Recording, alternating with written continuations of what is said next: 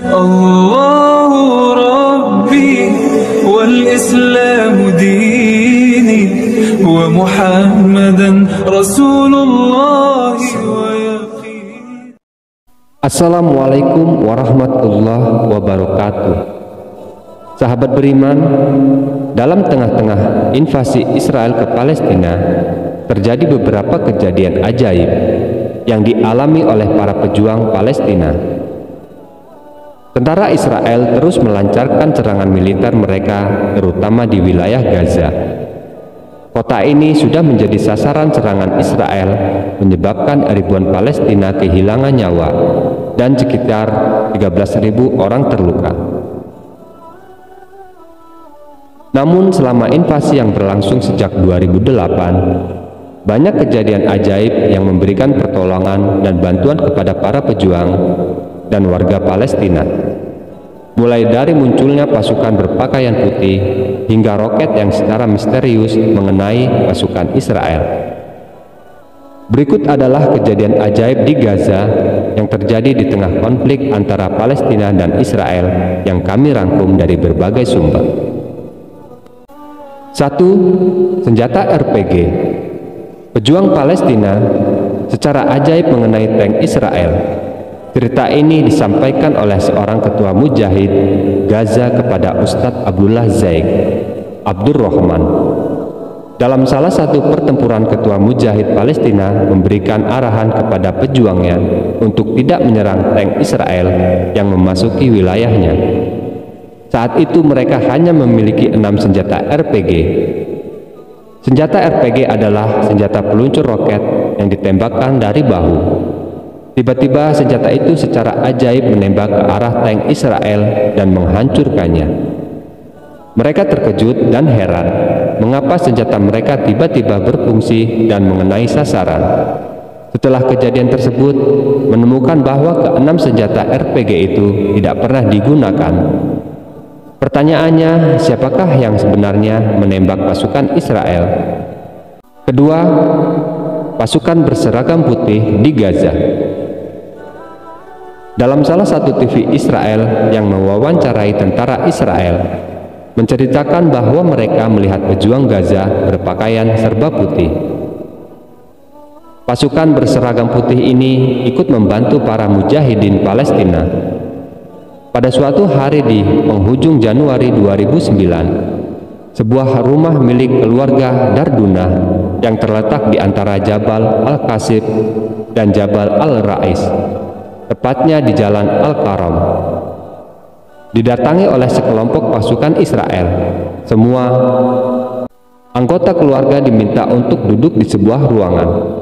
Salah satu anak laki diinterogasi mengenai ciri-ciri para pejuang Al-Qassam. Saat diinterogasi seperti yang dilaporkan oleh situs Filistin, Al-A'an mengutip cerita seorang mujahidin di Al-Qassam. Laki-laki tersebut dengan jujur menyebutkan bahwa para pejuang di Al-Qassam mengenakan pakaian berwarna hitam. Namun tentara tersebut justru marah dan menganiaya dia hingga pingsan. Selama 3 hari berturut-turut, setiap kali ditanya, laki-laki itu terus menjawab bahwa para pejuang Al-Qassam mengenakan seragam berwarna hitam. Akhirnya tentara itu marah besar dan dengan keras berkata, "Wahai pembohong, mereka mengenakan seragam putih." 3. Ketika munculnya pasukan lain yang tidak dikenal, peristiwa ajaib lain diceritakan penduduk Palestina di situs milik Brigade Izzuddin Al-Qassam Multaka Al-Qassami. Mereka menyebutkan adanya pasukan lain yang tidak dikenal. Awalnya sebuah ambulans dihentikan sekelompok pasukan Israel. Sopirnya ditanya kepada, apakah dia berasal dari kelompok Hamas atau Fatah?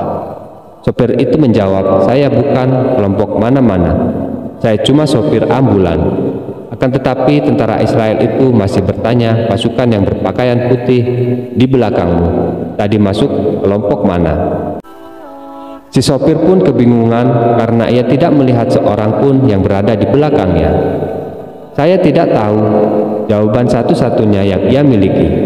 Sahabat beriman cerita mengenai pasukan tidak dikenal itu juga diceritakan penduduk rumah susun wilayah Al-Islam yang hendak mengungsi bersama keluarganya untuk menyelamatkan diri dari serangan Israel. Di tangga rumah, ia melihat beberapa pejuang menangis. "Kenapa kalian menangis?" tanyanya. "Kami menangis bukan karena khawatir keadaan diri kami atau takut dari musuh. Kami menangis karena kami bukan yang bertempur. Di sana ada kelompok lain yang bertempur, memporak-porandakan musuh, dan kami tidak tahu dari mana mereka datang," jawabnya. Seorang tentara Israel di saluran channel Shiloh milik Israel juga mengatakan, "Kami berhadapan dengan pasukan berbaju putih dengan jenggot panjang. Kami tembak dengan senjata, akan tetapi mereka tidak mati." Mereka bertanya, siapa sebenarnya pasukan berseragam putih itu? Apakah pasukan berbaju putih itu adalah malaikat? Wallahu a'lam bishawab. 4. Ulama Suriah mimpi bertemu Nabi Muhammad sallallahu alaihi wasallam. Ada cerita menakjubkan di mana seorang ulama Suriah bermimpi bertemu dengan baginda Nabi Muhammad. Dalam mimpi tersebut, beliau melihat Rasulullah sedang mengeluarkan pedang dari sarungnya. Lalu ulama itu bertanya kepada baginda Nabi, "Wahai Rasulullah, engkau mau pergi kemana?" Lalu baginda Nabi menjawab, "Aku mau berperang di Gaza." Masya Allah, itulah peristiwa ajaib yang diceritakan Ustadz Abdullah Zaik ketika berada seminggu di Gaza dalam misi kemanusiaan. 5. Keajaiban keselamatan seorang mujahid meski terkena serangan bom.